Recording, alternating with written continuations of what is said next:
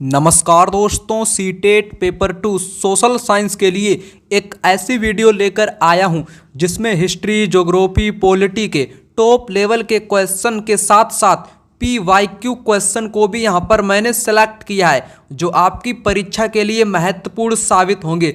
जितने भी मैं आपको यहां पर क्वेश्चन कराऊंगा, क्वेश्चन से जुड़ी जितनी भी महत्वपूर्ण जानकारियां होंगी जो NCERT में बताई गई हैं, वो सारी की सारी जानकारियां आपको यहां पर बताकर चलूंगा, जिससे कि एग्जाम में चाहे जैसा भी क्वेश्चन आ जाए आप उस क्वेश्चन को कर लोगे। तो चलिए इस वीडियो को यहां पर शुरू करते हैं। पहला क्वेश्चन, निम्नलिखित में से कौन सा भारत के इतिहास का विभाजन जेम्स मिल द्वारा किया गया था? प्राचीन, मध्यकालीन और आधुनिक, ancient, medieval and modern, Hindu, Muslim और ब्रिटिश, पुरातन, मध्य युग और आधुनिक, ancient, middle age and mod, आरंभिक युग, मध्य युग और आधुनिक युग, early age, middle age and modern. तो यहाँ पर आपको क्या बताना है? आपको यहाँ पर बताना है जो भारत का इतिहास है, भारत के इतिहास का विभाजन किसने किया था? जेम्स मिल ने किया था। कितने पार्ट में इसको विभाजन किया था? इसने 3 पार्टों में डिवाइड किया था। वो 3 भाग कौन कौन से थे या 3 पार्ट्स कौन कौन से थे? एक तो था हिंदू, दूसरा था मुस्लिम और तीसरा था ब्रिटिश। तो इसने भारत के इतिहास को 3 पार्टों में डिवाइड कर दिया था। हिंदू भारत होगा और एक मुस्लिम भारत होगा और तीसरा ब्रिटिश भारत होगा जो कि ब्रिटिश के अधीन होगा। जहां पर जनसंख्या मुसलमानों की होगी उसको मुस्लिम भारत के नाम से जाना जाएगा, जहां पर हिंदू होंगे उसको हिंदू भारत के नाम से जाना जाएगा। ये किसने विभाजन किया? जेम्स मिल ने किया। कब किया था? 1817 में किया था। आखिर दोस्तों ये जेम्स मिल था कौन? ये था इतिहासकार। ठीक है, ये था दोस्तों एक इतिहासकार था और ये दार्शनिक भी था। ठीक है, दार्शनिक भी था। ये कौन था? दार्शनिक भी था, इतिहासकार था कहाँ का? ये था दोस्तों स्कॉटलैंड का। कहाँ का था? स्कॉटलैंड का ये था।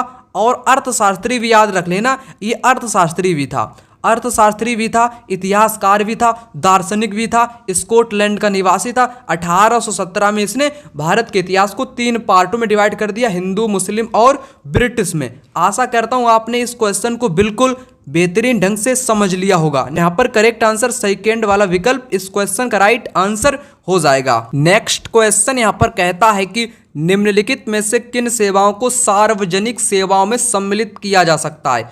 पुलिस सेवाएं, न्यायिक सेवाएं, शैक्षिक सेवाएं, निर्माण सेवाएं।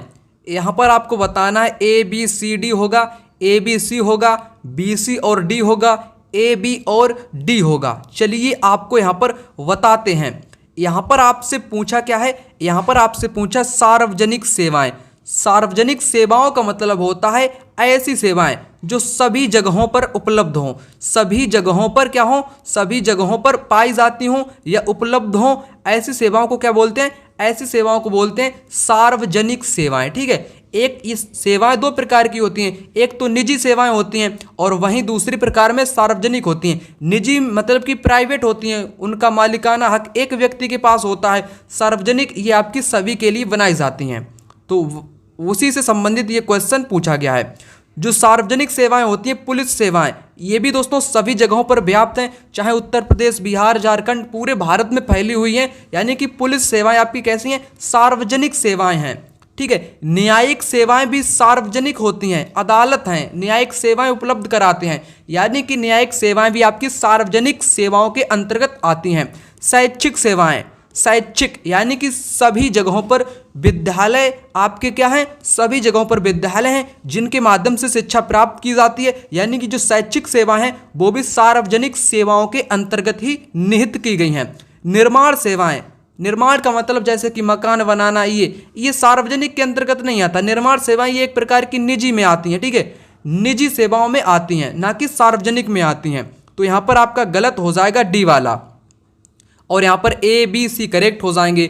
D जिन जिन ऑप्शन में होगा वो तो यहाँ से आपका कट ही जाएगा, यानी कि गलत माना जाएगा। D वाला ये भी कटेगा, बचेगा आपका सेकेंड वाला। सेकेंड वाला इस क्वेश्चन का राइट आंसर यहाँ पर हो जाएगा। अगला प्रश्न यहाँ पर कहता है कि निम्नलिखित कथनों A तथा R को पढ़िए और उपयुक्त विकल्प का चयन कीजिए।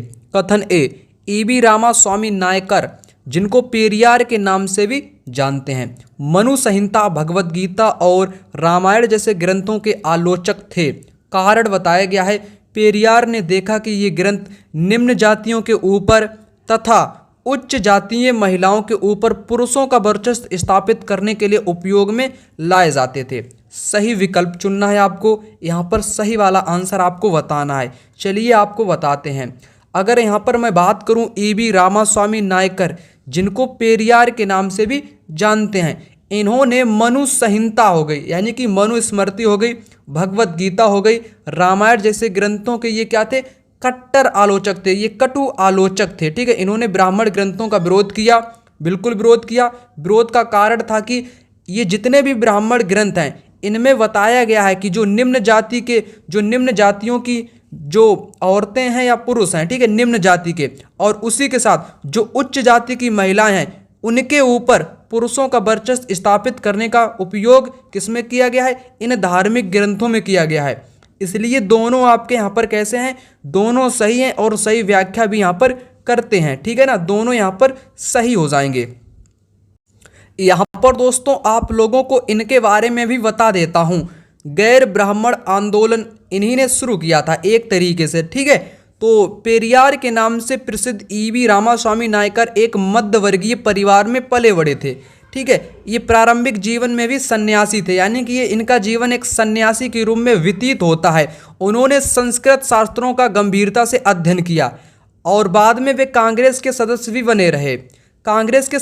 बने रहे और इन्होंने स्वाभिमान आंदोलन को शुरू किया था। किस आंदोलन को शुरू किया था? स्वाभिमान आंदोलन को या आत्मसम्मान आंदोलन को इन्हीं ने शुरू किया था। और आगे यहाँ पर दोस्तों क्या बताया गया है, आगे यहाँ पर बताया गया है पेरियार हिंदू वेद पुराणों के कट्टर आलोचक थे। खास तौर पर मनु द्वारा रचित संहिता, भगवत गीता और रामायण के वे कटु आलोचक थे।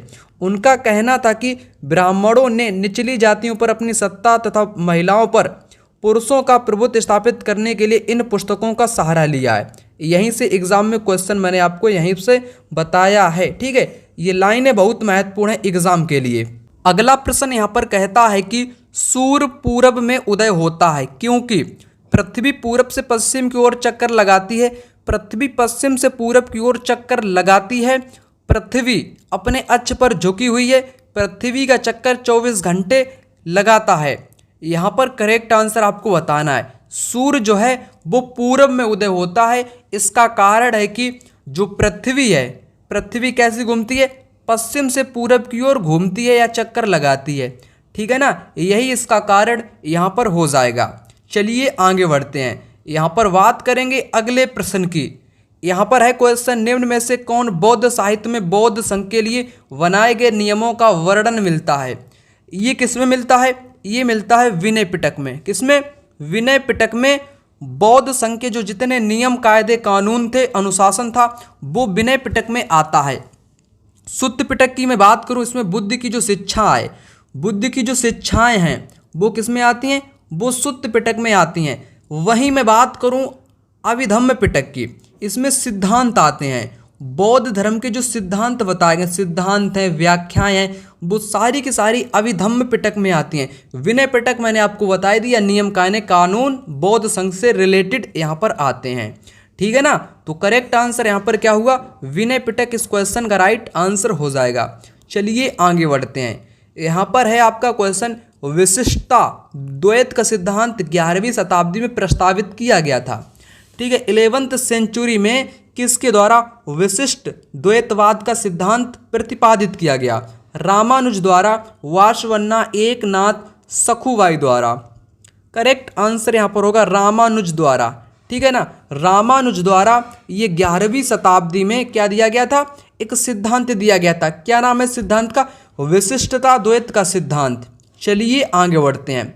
यहाँ पर अगला प्रश्न कहता है कि सूफी संत के मकबरे को जाना जाता है। A tomb of a Sufi saint is known as khanqah, Idgah, गुलफरोंसा या दरगाह। ठीक है ना, क्वेश्चन महत्वपूर्ण है एग्जाम के लिए। सूफी संत के मकबरे को क्या बोलते हैं? इसको बोलते हैं, क्या बोलते हैं? मकबरे को बोलते हैं दरगाह। ठीक है ना, दरगाह बोलते हैं। दरगाह यहाँ पर करेक्ट आंसर होगा। चलिए यहाँ पर आपको विभिन्न प्रकार की चीज़ों को भी बता देता हूँ। अगर खानकाहे की बात करूँ, ये क्या होता है? ये एक प्रकार से आयोजन स्थल होता है जहाँ पर लोग क्या करते हैं? बैठते हैं, जहाँ पर लोगों की बैठकें लगती हैं, आयोजन होता है किसी भी विशेष प्रकार का, ठीक है, आयोजन होता है जहाँ पर लोग एक साथ बैठते हैं, बातचीत करते हैं, तो वही क्या कहलाता है, वही खानकाह कहलाता है। तो एक प्रकार से ये स्थल होता है जहाँ पर सूफी संत क्या करते हैं, निवास करते हैं। सूफी जो संत हैं, सूफी संत का मतलब जो मुस्लिम संप्रदाय से जुड़े हुए व्यक्ति होते हैं, जो सूफी संत कहलाते हैं, उनका जो निवास स्थल होता है, निवास स्थल को बोलते हैं खानकाह। एग्जाम में क्वेश्चन बार बार पूछा गया है, मिलान वाला भी यहाँ से क्वेश्चन पूछा गया है, इसलिए सारी जानकारियाँ आपको यहाँ पर बता देता हूँ। खानकाह अगर आपसे पूछे तो सूफी संत के निवास स्थान को कहते हैं, निवास स्थल को क्या कहते हैं, खानकाह कहते हैं। ईदगाह ये सूफी संत के प्रार्थना स्थल को बोलते हैं, जहाँ पर ये अपने ईश्वर से रिलेटेड जितनी भी प्रार्थनाएं हैं वो किया करते हैं। प्रार्थना स्थल को बोलते हैं, क्या बोलते हैं, ईदगाह बोलते हैं, ठीक है ना। दरगाह में वो मैं आपको बता ही चुका हूँ, सूफी संत का मकबरे को बोलते हैं। जब सूफी संत की मृत्यु हो जाती है उसके बाद जहाँ पर उसको दफनाया जाता है, क्या किया जाता है, दफनाया जाता है, उसको मिट्टी के अंदर गाड़ दिया जाता है, वही आपकी दरगाह बन जाती है। बाद में लोग इसकी पूजा करते हैं, जैसा कि सूफीवाद में ये बताया गया है, उसी के अनुसार मैं आपको यहाँ पर बता रहा हूँ, ठीक है ना। तो यहाँ पर करेक्ट आंसर क्या होगा, यहाँ पर हो जाएगा दरगाह। चलिए आगे बढ़ते हैं। यहाँ पर अगला प्रश्न कहता है कि निम्नलिखित में से कौन भारत में एक राज्य के राज्यपाल की नियुक्ति करते हैं, ठीक है ना। कौन यहाँ पर करता है, किसकी नियुक्ति, गवर्नर की, इंडिया में, ठीक है। तो विधानसभा के सदस्य करते हैं, संसद के सदस्य, केंद्र सरकार करती है, या अटॉर्नी जनरल करती है। करेक्ट आंसर होगा सेंट्रल गवर्नमेंट। किसी भी राज्य में अगर राज्यपाल की नियुक्ति होती है तो वो कौन करता है, केंद्र सरकार इसकी नियुक्ति करता है, ना कि राज्य सरकार करता है। चलिए आगे बढ़ते हैं। यहाँ पर अगला प्रश्न कहता है आईने अकबरी के विषय में निम्नलिखित में से कौन सा सही है, सही वाला आपको बताना है। यह अकबरनामा शीर्षक के अंतर्गत अकबर के शासन के इतिहास की 3 जिल्दों में से पहली जिल्द है। इसमें अकबर के पूर्वजों और अकबर के शासन की घटनाओं का विवरण दिया जाता है। यह मिर्जा हाकिम द्वारा लिखी गई, जो अकबर के दरबारियों में से एक था। यह अकबर के प्रशासन के विविध पहलुओं के विषय में संपन्न सांख्यिकी विवरण प्रस्तुत करता है। तो ये वाला क्वेश्चन बहुत बार एग्जाम में पूछा गया, इसलिए मैं आपको यहाँ पर बता देता हूँ, ठीक है ना। आईने अकबरी को समझने से पहले आपको अकबरनामा पर ले चलता हूँ, ठीक है ना। तो यहाँ पर इसको थोड़ा जूम करके आपको लिखकर बता देता हूँ, ठीक है ना। एक ग्रंथ है, किसका क्या नाम है इसका, अकबरनामा इस ग्रंथ का नाम है, जिसको 3 पार्ट में डिवाइड किया गया है। पहला पार्ट को फर्स्ट पार्ट कहते हैं, सेकेंड को सेकेंड पार्ट कहते हैं, जो थर्ड वाला पार्ट है उसको आईने अकबरी बोलते हैं। क्या बोलते हैं, आईने अकबरी बोलते हैं थर्ड वाले पार्ट को, ठीक है ना। ये 3 पार्ट अकबरनामा ग्रंथ के हैं।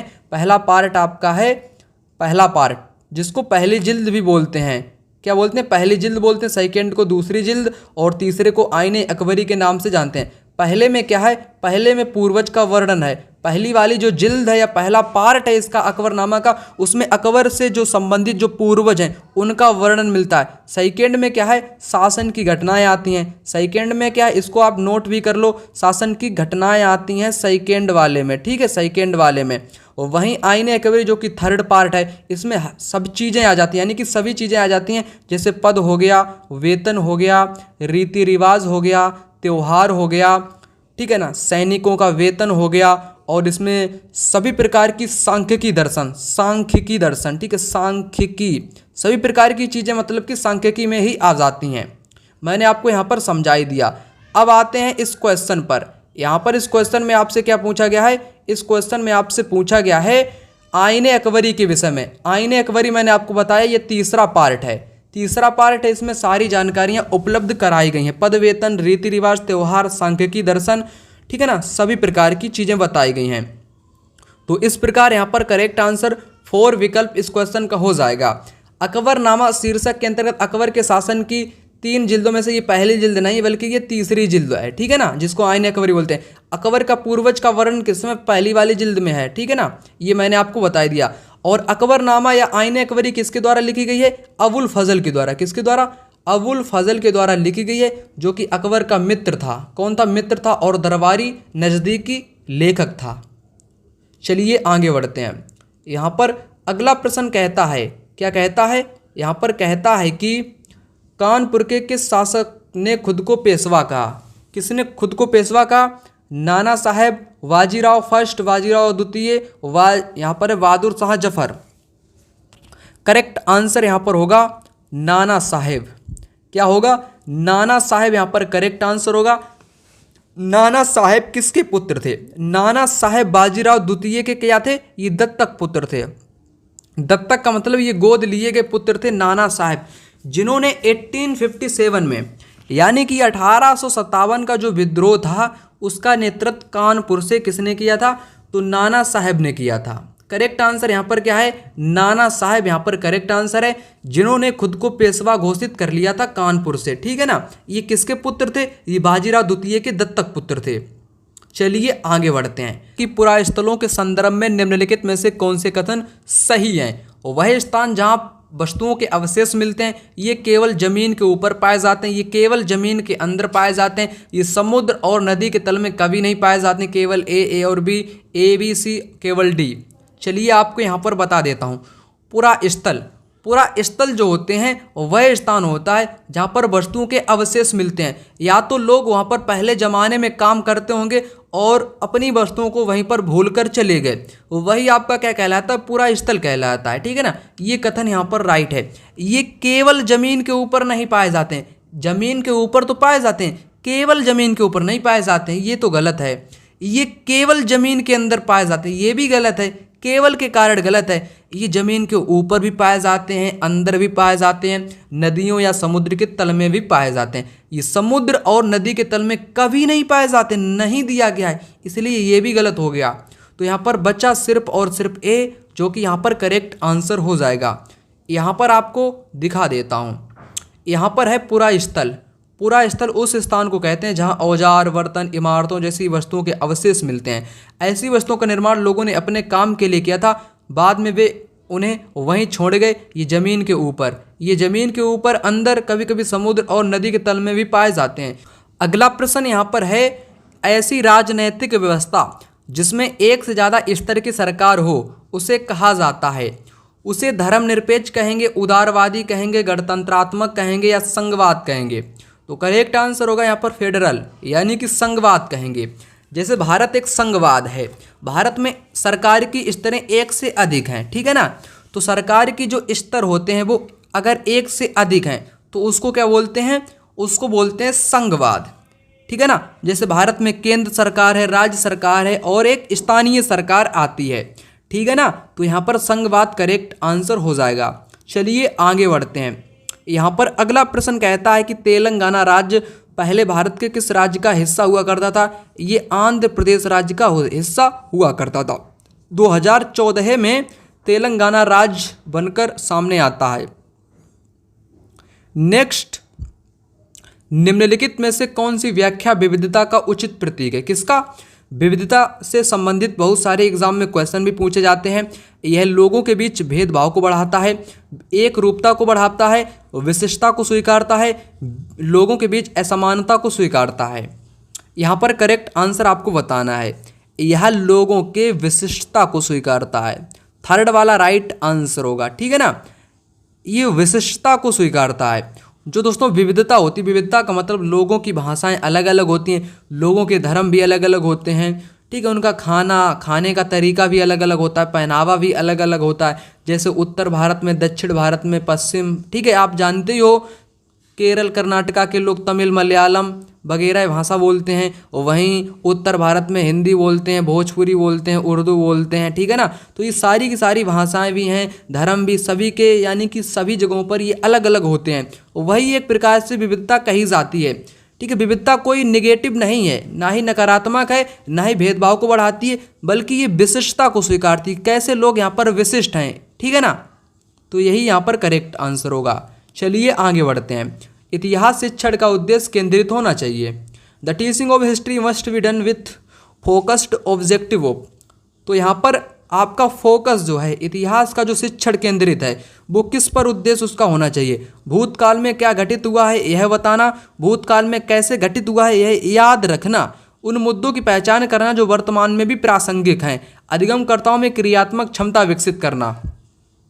यहाँ पर करेक्ट आंसर होगा उन मुद्दों की पहचान करना जो वर्तमान में भी प्रासंगिक हैं, यानी कि जिनकी वर्तमान में भी चर्चा हो। ऐसे मुद्दे ही इतिहास शिक्षण के एक महत्वपूर्ण उद्देश्य के अंतर्गत आते हैं। अगला प्रश्न यहाँ पर कहता है कि दिए गए लक्षणों ए और बी के आधार पर महाद्वीप की पहचान करें। यह विश्व का सबसे छोटा महाद्वीप है जो पूरी तरह दक्षिणी गोलार्ध में स्थित है। इसे द्वीपीय महाद्वीप भी कहा जाता है। तो यहाँ पर करेक्ट आंसर क्या होगा? ऑस्ट्रेलिया। ऑस्ट्रेलिया जो है ये दुनिया का सबसे छोटा महाद्वीप है, इसको द्वीपीय महाद्वीप भी बोलते हैं। वहीं अगर मैं बात कर लूँ अंटार्कटिका महाद्वीप की, इसको बर्फ़ का घर भी बोलते हैं क्योंकि यहाँ पर बर्फ़ ही ढकी रहती है, बर्फ़ से ही ये पूरा का पूरा महाद्वीप ढका हुआ है। इस महाद्वीप पर किसी भी देश का कोई कब्जा नहीं है, किसी भी देश का कोई कब्जा नहीं है। सभी देशों में आपसी सहमति है कि सिर्फ और सिर्फ रिसर्च करने के लिए इस महाद्वीप का प्रयोग किया जाएगा क्योंकि बर्फ़ ढकी है। यहाँ पर लोगों का स्थायी निवास नहीं है, यहाँ पर स्थायी निवास नहीं है, लोग यहाँ पर नहीं रहते हैं, सिर्फ रिसर्च करने के लिए जाते हैं। यहीं से एग्जाम में क्वेश्चन पूछा गया है कि अंटार्कटिका जो महाद्वीप है यहाँ पर भारत के कौन से शोध संस्थान है? क्या संस्थान है? शोध यानी कि रिसर्च सेंटर है। तो रिसर्च सेंटर याद रखना मैत्री, किसको? मैत्री भी है और भारती भी है। मैत्री है, भारती है और एक दक्षिणी गंगोत्री भी था।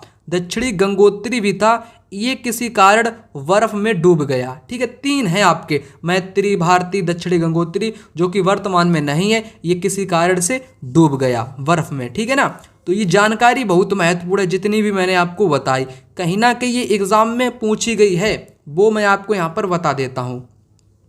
चलिए आगे यहाँ पर क्वेश्चन है आपका, हड़प्पा सभ्यता का पतन कैसे हुआ?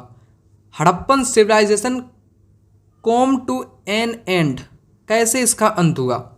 ऐसा लगता है कि शासकों का नियंत्रण समाप्त हो गया, जंगलों का विनाश हो गया, सभ्यता के पूरे क्षेत्र में बाढ़ आ गई, संभवतः नदियां सूख गईं। क्वेश्चन बहुत बढ़िया है, एग्जाम में पूछा गया है। तो यहाँ पर इतिहासकारों का मानना है कि शासकों का शायद नियंत्रण समाप्त हो गया, ये भी कारण बताया गया है। ये भी कारण यहाँ पर बताया गया है। जंगलों का विनाश हो गया, किसी कारण जंगल में आग लग गई हो, जिस कारण क्या हुआ हो? जंगलों का विनाश हो गया हो। ठीक है ना, ये भी सही बात है। सभ्यता के पूरे क्षेत्र में बाढ़ आ गई हो, ये इतिहासकारों का मानना नहीं है। ठीक है, कई इतिहासकार मानते हैं, कई इतिहासकार इस पर सहमत नहीं होते हैं। संभवतः नदियां सूख गई होंगी, ये बात सही मानी गई है। ठीक है, ABD इस क्वेश्चन का राइट आंसर यहाँ पर हो जाएगा ABD। पूरे क्षेत्र में बाढ़ आ गई, ये इतिहासकारों का मानना नहीं है। आपको NCERT में दिखा देता हूँ। यहाँ पर दोस्तों बताया गया है कि जो हड़प्पा सभ्यता है इसका पतन कैसे हुआ है। यहाँ पर पहला वाला तो बता ही दिया गया है कि ऐसा लगता है कि शासकों का नियंत्रण समाप्त हो गया, जिस कारण हड़प्पा सभ्यता का पतन हुआ। वहीं दोस्तों कुछ इलाकों में बाढ़ आ गई, लेकिन इन कारणों से स्पष्ट नहीं हो पाता है कि सभी नगरों का अंत कैसे हुआ, यानी कि बाढ़ वाली बात की यहाँ पर पुष्टि नहीं होती है। अन्य का कहना है कि जंगलों का विनाश हो गया। ठीक है ना, विद्वानों का मानना है कि जंगलों का विनाश हो गया और कुछ का मानना है कि नदियाँ संभवतः सूख गई होंगी, ये भी कारण हो सकता है। ठीक है ना, और जब ये सब कुछ हो रहा था, नदियाँ सूख रही थी या जंगल का विनाश हो रहा था, तो जिस कारण ईंट यहाँ पर क्या करते थे लोग? ईंट पकाने के लिए उनको ईंधन की जरूरत पड़ती थी, जिस कारण उन्होंने पेड़ों को अंधाधुंध काटा, जिससे कि बड़े बड़े झुंडों से चरागाह और घास वाले मैदान समाप्त हो गए। ठीक है ना, ये कुछ कारण हैं जिनको मैंने आपको यहाँ पर बता दिया। अगला प्रश्न यहाँ पर कहता है कि मिस्र के रोसेट्टा नाम के कस्बे में एक उत्कीर्णित पत्थर मिला है, निम्नलिखित में से कौन सी भाषा पर उस पर उत्कीर्णित की गई है? रोमन, यूनानी, अरामेइक या लैटिन? तो यहाँ पर करेक्ट आंसर क्या होगा? यूनानी। यूनानी ये भाषा आपके मिस्र की ही होती है एक प्रकार से ना। तो वहाँ पर एक पत्थर मिला है रोसेट्टा नाम से। ठीक है, उस पर रोसेट्टा लिखा हुआ है। वहाँ की जो भाषा है वो किस भाषा पर लिपि लिखी गई है? वो यूनानी भाषा पे लिखी गई है। ठीक है, चलिए आगे बढ़ते हैं।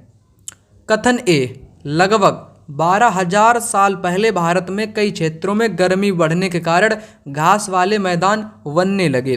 कथन बी, हिरण, बारहसिंगा, बकरी, भेड़ और मवेशी जैसे जानवरों की संख्या बढ़ी। क्या ये बात यहाँ पर दोनों सही हैं या यहाँ पर गलत हैं? चलिए आपको बताता हूँ। अगर मैं यहाँ पर बात करूँ इतिहास की, इतिहास में 12,000 साल पहले एक ऐसी घटना घटती है जिसमें कि कई क्षेत्रों में जो गर्मी है, गर्मी हद से ज़्यादा बढ़ने लगती है। गर्मी बढ़ने के कारण जो घास के मैदान होते हैं वो अधिक से अधिक उगने लगते हैं, ठीक है ना। यानी कि घास के मैदान बढ़ने लगते हैं, बनने लगते हैं।